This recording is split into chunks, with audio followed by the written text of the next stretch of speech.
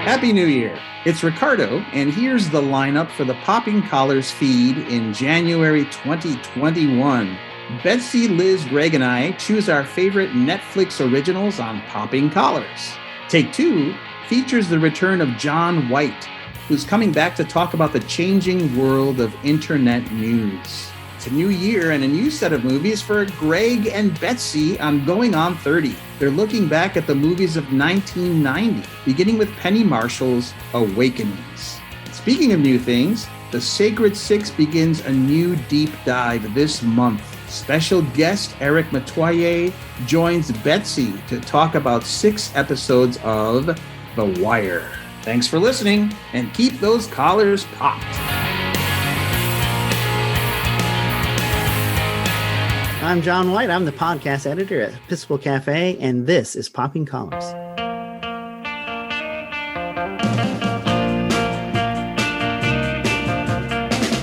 Every time we meet, everything is sweet. Oh, you're so tender, I must surrender. My love is your love now and forever. You're the one that I long to kiss. Welcome to Popping Collars, the podcast that to this day is still the longest running Episcopal podcast that we're aware of, at least. And also the number 1 Christmas podcast on Pandora. Pandora. Did you forget? Pandora or the planet? You were about to say the planet, weren't you? Well, perhaps on the whole planet. We don't know. We're a very successful podcast is the point. A very successful Episcopal pop culture podcast. And welcome back. We're delighted that you're here. I'm Liz Easton. I'm the canon to the ordinary for the Diocese of Nebraska. And with me are my co-hosts, Ricardo Avila. Tell us, what are you up to? What's going on? Oh, I never get to go first. Liz, thank you. I'm Ricardo Avila. I'm the rector at St. Luke's Episcopal Church in Los Gatos, California. We are in lockdown as everyone else is. We are doing well. Our spiritual offerings in the season of Advent are, let's just say they're a bit of a desert right now. We're not overflowing with abundant programming. Quick recording note. This is January of 2021. Oh, So thank you. My name is Ricardo Avila. I'm the rector. Oh, God. Maybe I shouldn't have said that about being a Christmas podcast either then. No, we but can that's leave that. still our claim to fame. We just happens to be seasonal at the Forever. moment. We're going to be touting that all the way to Halloween. Absolutely. You know, that's why I should never go first. All right, so let me start over. Thanks, Liz. Take all the time you need. Stop interrupting me. Hi, Liz. I am Ricardo Avila, I think, and I am the rector of St. Luke's Episcopal Church in Los Gatos, California. Community is actually doing pretty well. I've had some nice, good news from parishioners just about kind of how they feel connected. And so I'm feeling really grateful for that in this turning of the year. That's awesome. And also with us is Betsy Carmody. Betsy, tell us what's going on with you. Not much. I'm here in Alexandria, Virginia, head chaplain at the Episcopal High School, getting ready to hopefully welcome students back. I mean, that's our plan with kind of a mid-January welcome back, and we'll see how all that goes. But looking at life where we would normally be attending the inauguration, I don't think that's going to be happening. And so all that will be virtual, you know, like our Martin Luther King symposium, which is always so amazing, will be virtual. So it does feel like how we used to be is feeling further away. But overall, we're doing well. We're doing well. Good. And Greg Knight. Hey, Liz. Welcome to sunny Florida, where I'm the director of Children and Youth Ministries at the Church of Bethesda by the Sea in Palm Beach. Happy New Year. It's amazing how much 2001 feels like a couple of weeks before Christmas in 2020. 2001? 2021. Oh my gosh. I graduated from high school in 2001. I think I flunked out of college the second time in 2001. Oh, Yes, 2021. Well, speaking of lockdowns and time at home and Los Gatos, California, today's episode is about Netflix, but it's more specifically about Netflix originals, which has really kind of become a deal for this company in the last few years. There are over 195 million Netflix subscribers worldwide, 73 million in the United States. There are now an estimated 126 original series and films from Netflix. Now that includes, I think, their international offerings, of which there's a lot. So there's just a ton of content on Netflix and a ton of kind of prestige content, because we used to have to turn to the premium cable channels for swear words and nudity, but now you can just get it on your home computer. Netflix pretty much made possible the very concept of binging. It used to be, kids, way long ago, you had to wait for an entire week for your show to come on again, which means that an episode would end with a cliffhanger and you would think, oh my gosh, what are they going to do next week? How are they going to do this? No more with Netflix. They just say next episode, next episode. And more than 60% of Americans say that they binge watch shows now, which means that you might sit down and watch just hours and hours of shows all the way through. Not saying that I've ever done that. So today's episode is just about the original content on Netflix, our favorites, themes that we've noticed, maybe some problems, some concerns about this behavior. Think of All it right. now. It's a new year, so we have a new picking device. Ooh. What? Ooh.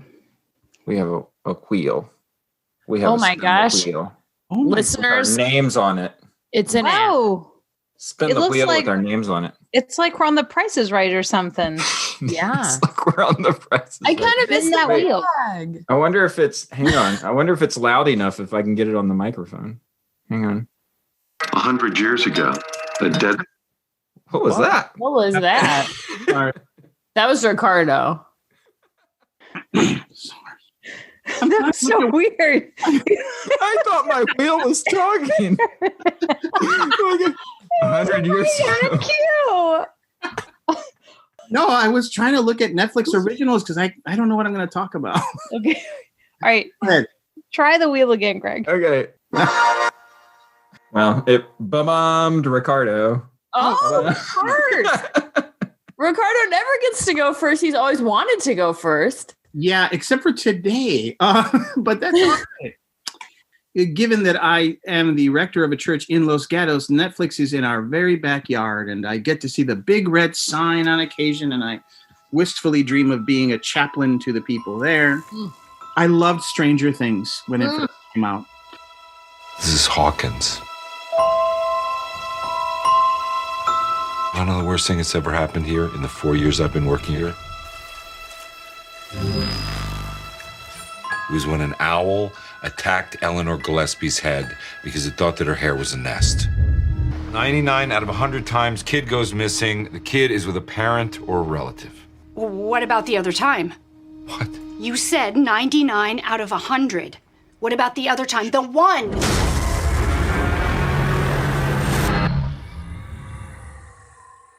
I think she knows what happened to her.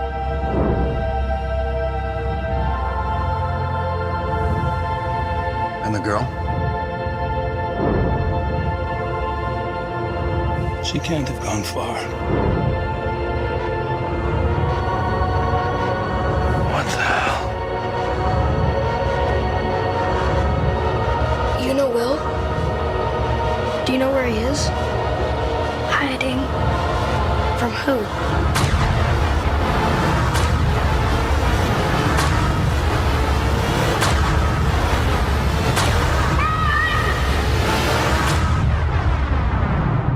Maybe Will saw something that he shouldn't have.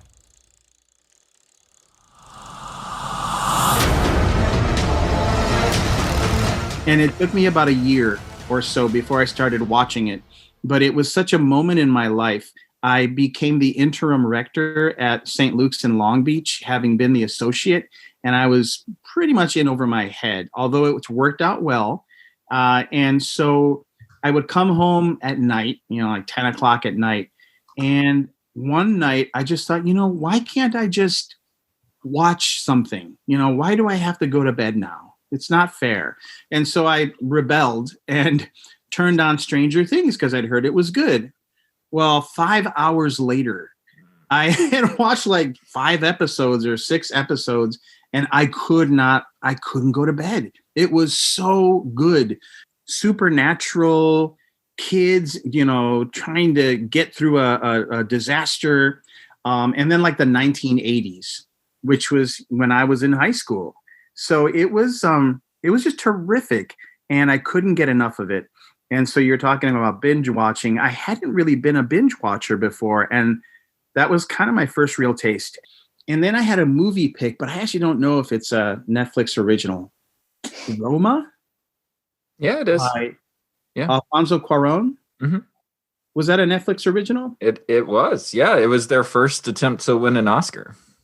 Well, they did win an Oscar because Alfonso Cuarón won Best Director for that movie. I liked it a lot. I didn't super love it, but it's one of those things. It actually stayed with me. It takes place in Mexico City, and I have relatives in Mexico. And when I have visited them, it's been like 20 years, they have sort of the layouts of some of the houses. I mean, these are wealthier people than my family, but they have that middle hallway kind of atrium kind of thing open to the sky. So it rains in there, and it creates a mood when you're indoors, right? Because this atrium is within your house. And I remember there would be thunderstorms when I'd visit in the summer. And I loved how you could be right at, outside your bedroom was a thunderstorm raging, but it was in your house. And I think that happens in the movie at least once. And so it brought back those memories, and I really liked Roma. Roma and Stranger Things are my 2 Netflix originals that I choose. I really do need to catch up on some things. So yeah, Netflix, go Los Gatos. I love Roma. Just the opening shot, just like the washing the driveway and like all that stuff with the airplane reflected in the water and stuff. It's really gorgeous. What I like about, I don't know if I should like this about Netflix, but I think I do like it about Netflix, is that they have all the money. So if you are an artist or a creator, you can go to Netflix and say, like Alfonso Cuarón, you can say, I have this really personal project that's a story of my childhood that I would like to make in black and white and put it on your website. And Netflix says, yeah, okay. And they just give you money, and you make these personal projects that would never make like $10,000 in a movie theater, but millions of people are going to see them on this app. And that's so interesting, because we've got at the moment too, because we're kind of recording this around the holiday season. So we've just had this big announcement from Warner Brothers that they're going to stream all of their movies. And so you've now got, instead of the inverse of what you just talked about, Greg, like I have this pet project, I'm going to a streaming service and they're going to help me make it happen, and it's going to get nominated for Oscars.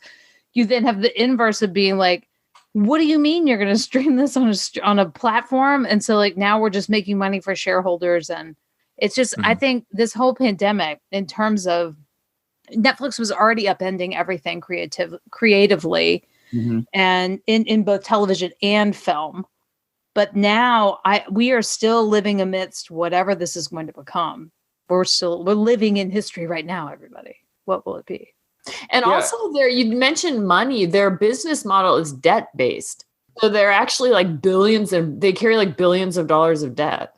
Mm-hmm. What's that? That's me in front of Hawkins Middle School, just for you, Ricardo. Wait. Stranger Things. Yeah, from Stranger Things. Oh, that's Stranger Things. Yeah. Hawkins Middle School. Yeah, it's outside Atlanta. You can go by and check it out. You can get like merch. You can get like sweatshirts and stuff. This is an old middle school, and they painted the gym. So this is the gym where the dances happen.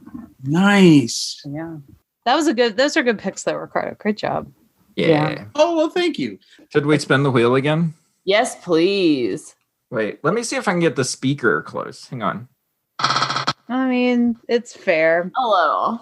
Ta-da, Betsy! Yay! Yay! All right. So, had to do some Googling, because I know that I watch so much on this channel that it does become difficult to pick.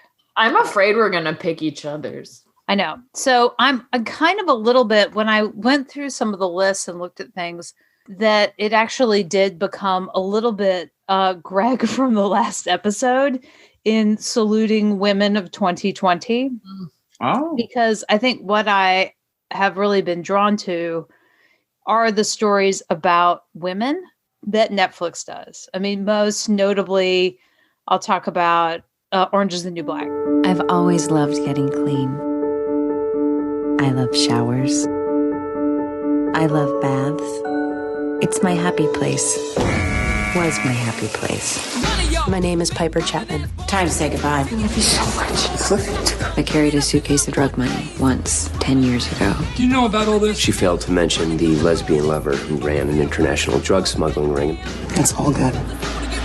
You were a lesbian? At the time. Hey, go sit there. She's a nice white lady. We look out for our own. Our own? I'll take good care of you. I have a prison wife. What? Her name is Crazy Eyes. Did she rape you? No, she didn't rape me, but she held my hand. Chocolate and vanilla swirl. You look great. Your face is like all cheekbony. He's starving me out. What? I have to go to another prison. Like this is the Radisson and you don't like your room? Sometimes in the morning I am petrified. I have been felt up, stalked, and called Taylor Swift. So can you please just cut me some slack? I didn't mean for any of this to happen. I think I need some time. What does that mean? Hope someone will save me this time. I'm scared that I'm not myself in here, and I'm scared that I am. Nobody's gonna hit you harder than life. Not a guard, not a gangster, not even your wife. You're nothing like any of these women. I am no different from anybody else in here. I committed a crime. Being in here is no one's fault but my own. It is a show that when it comes on, I'm watching all of them. And that was our first podcast episode, right? It was our first total throwback. Way to go, Liz. Total Easter egg, guys, for you true fans out there. Looking at you. But like talking about stories of women, marginalized women, allowing a white female protagonist to be the lead into, based off of, the book and all of that. And, Jinji Cohen, who I love very much. And just allowing people into a world that we don't normally get to experience. It has changed how I've thought about the, school to prison pipeline, women of color, trans women and men, and everybody kind of being caught up inside a system and how much the system is trapping. And when did it debut? I think it was 2013. I think it was in their first round of original content, original programming. And so this was around the time when you were having that new Jim Crow and all sorts of things like entering the conversation and talking about for-profit prisons. I mean, that they were able to use their stories, the stories of these amazing women, to tackle so much of what's happened culturally. Whenever you're going beyond the original memoir into other pieces of life and allowing the story to touch the immigrant story and the Latinx story and Black stories and white stories. I mean, everybody, the elderly, that it felt so brought in. And it was a show that I really felt got to end in the way it wanted to. Mm-hmm. In terms of movies along those same lines that bring both together women and also talking about the justice system, is that when they see us, for a long time, I think as white people, as a white person, I'll say that we were often told, oh, well, you speak for the voiceless. It's like, no. They need the microphone. Mm-hmm. And they shouldn't have to wrestle it away from you to get it. You should pass it over because the stories are important and you don't know them because you don't know everything. So those are some of the things that when I think about the impact of Netflix on the cultural landscape and on my own, insatiable want and need to consume stories from backgrounds and people who are not me, that they've done a good job lifting those up. That was awesome. Yeah. Thank you. Thank you. Yeah, I think it's a little bit like what Greg was saying before about how, yes, Netflix is throwing all this money and there's something a little tricky about that, but it's more of that getting getting the opportunity to hear, like you're saying, all these voices we wouldn't necessarily hear, these narratives that, I don't know about roller derby ladies, is that Glow? No, it's wrestling. Ricardo wrestling. Oh. It's like the gorgeous ladies of wrestling. I guess I'm a fan of Netflix, maybe because they're based in Los Gatos, St. Luke's Episcopal. Oh my God. So they're my hometown people. But I like that. I if you're gonna throw money around, I can think of worse things you can do with it. I'm beginning to think you're sponsored by Netflix. It's a little. You're looking for that corporate chaplaincy job. So good. It's time to spin the wheel again. Oh, spin it out. Here's the thing about the wheel. I don't know if it's going to pick you guys. It doesn't filter. I don't. It's me. It's you. I came prepared for this one, you guys. I was thinking about this a lot.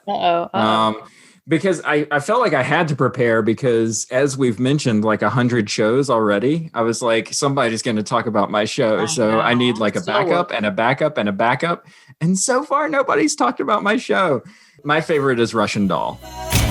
Sweet birthday, baby. No, life's short, carpe diem, etc., right? What I do in my time is my business, my choice, baby.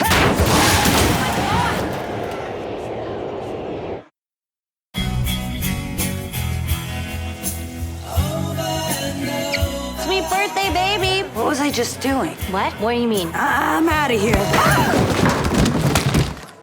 Are you going to tell me what's going on? I keep dying and reliving the same night. Does it hurt?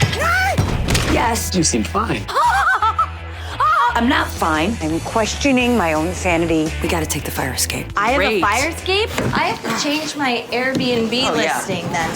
What was wrong with the stairs? It's a long story involving multiple deaths. Yeah, this is much safer. It never lasted this long. Should I call my guy at Bellevue? Is it the nicest psych ward? It's definitely the closest one. Let me answer!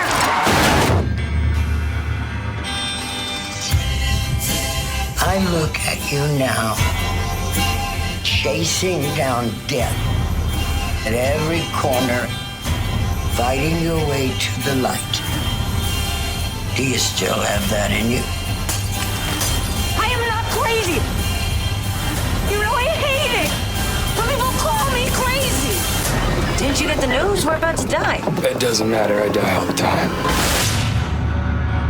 Oh, that was good. Yeah. I didn't finish it because it was too scary. Too scary? I was disturbed in a Did you deep way. feel like were you watching this during COVID or not during COVID? Not during COVID. Oh, because I thought you might be trapped in the same day and you were scared. Working off of Betsy's prompt of Orange is the New Black, Russian Doll stars Natasha Lyonne, and who's a co-creator along with Leslie Headland and Amy Poehler, who created a show that is Groundhog Day with a very different protagonist than a Bill Murray type. Mm-hmm.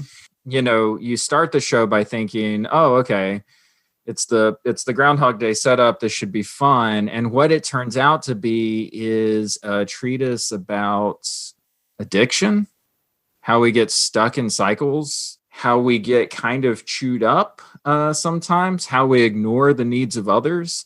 And in a really kind of wonderful way, it sort of explores the story of Nadia as she dies over and over again and doesn't know why. The thing about the show is that Nadia is a video game programmer on the show. She's like this, she designs video games, she designs levels and stuff like that.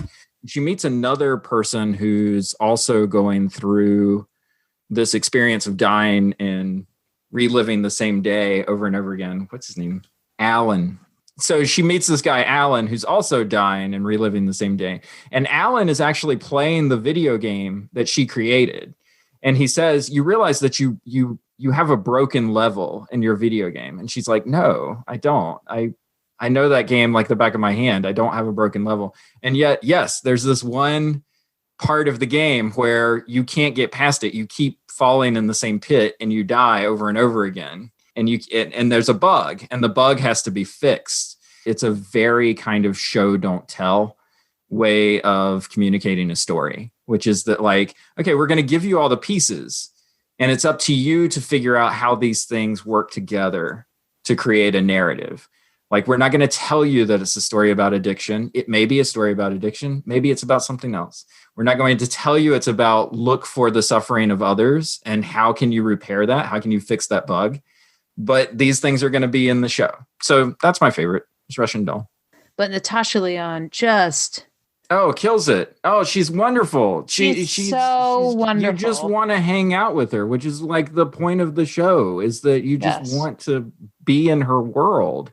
So that's your favorite Netflix show ever? I think so. You know, the thing that I have with Netflix, do you guys have this? Where it kind of feels like sometimes the movies and TV shows feel a little bit like they're like direct to video kind of like... I don't know. I was watching what's the movie with Ben Affleck where they're like hauling money across the mountains? Okay, Ben Affleck must not be in my algorithm because I have not even heard of it. Seen that. I mean, remember. But saying direct to video for me, Greg, I mean that's like a quality swipe. Right. Well, that's what I'm saying is that there are some things that it's like, and maybe it's because you're watching it at home. Like, I was thinking of, like, would I have felt differently about The Irishman if I had watched it in a movie theater? Would I have thought, oof, this is like the next Godfather? But it's like watching it at home, it's like, oh, this is long. Like, let me stop here. I'll pick it up, like, tomorrow. I mean, it just, there's kind of like, there's a bit of stuff in Netflix where it kind of feels like it's a little bargain binny, like, compared to, like, an HBO show. Or like like a movie that's in movie theaters, it just kind of feels like it's off. And I think it may be the viewing experience. I think that may be how, but Russian Doll feels like a legit premium show to me in a way that like the other shows are a little, Triple Frontier was my Ben Affleck movie. Ben Affleck, Oscar Isaac. Who else? Oscar Isaac? Yeah. No, it's and what's the guy from Sons of Anarchy? Charlie Hunnam. Oh, he's it's like handsome. All our boyfriends. But, I mean, I'm telling you, all of this movie, and you're like, this feels like Diego, Charlie, everyone's on the show. All your boyfriends. So, is that an example of a B grade Netflix offering that you're talking about? I guess so. Yeah, I think so. Yeah, so there's an aspect of Netflix that I think feels a little Island of Misfit Toys a little bit, like especially as you go down the queue, and you get past the popular things and into the not quite as seen stuff. And I'm not saying that Russian Doll is that. Russian Doll is like, oh no, Russian Doll on this Collider like top 50 is like number 11 or something. Okay, yeah. Or no, even higher. I mean, maybe it's higher. I need to look. So Russian Doll is like towards the top tier, but it's also number like, 8. Yeah. But what I guess what I'm saying is, I always quote Liz. I actually quote Liz at work all the time, especially during the pandemic, where I'm like, look, we've got to figure out how to do church, and we need to do it in a scrappy way. Like, we need to be a scrappy church. And I feel like there are some show, like Russian Doll feels like a scrappy show to me. Like, who's going to pick up that show, right? But Netflix is like, yeah, come make your show. And Natasha Lyonne and Headland and Poehler, they're like, yeah, we're going to make the hell of our show, right? And I think that's really cool. All right, so this means it's Liz, right? Is it my turn? Oh my gosh, and nobody took my thing. Because there's so much freaking content. Exactly. There was no way we were going to overlap because there's so much content. So I wanted to mainly talk broadly, but I will narrow it and I won't talk forever about true crime documentaries, which I think Netflix does very well. And friends of the pod know that I like my true crime. I think Betsy likes her true crime. I'm down with that all the way. And, true crime was a genre that was very paperback grocery store for a long time. It was always directed at women. And I think like sociologically for good reason, women like to play out fantasies of survival. And we're also the main victim. That's right. There's a lot of bad and I think exploitative true crime content all over the place. But Netflix has done some really, I think, smart and socially conscious true crime documentaries where like you come for the crime, but you walk away with a pretty rich understanding of the world and of the brokenness in our society. The Keepers is a great example.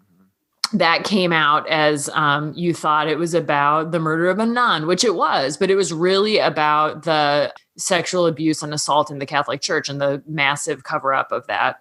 Even Tiger King, which, I'm hopelessly sincere. And so when people watched Tiger King as like a joke, I did not watch it that way. I very seriously engaged with Tiger King. And to me, it was a really smart series about class and sexuality. It's a crime doc. But the one I want to talk about the most that I think had the most was most impactful for me actually was Making a Murderer. The people that were close to Steve knew he was always happy, always wanted to make other people laugh. They didn't dress like everybody else. They didn't have education like other people. The Avery family didn't fit into the community.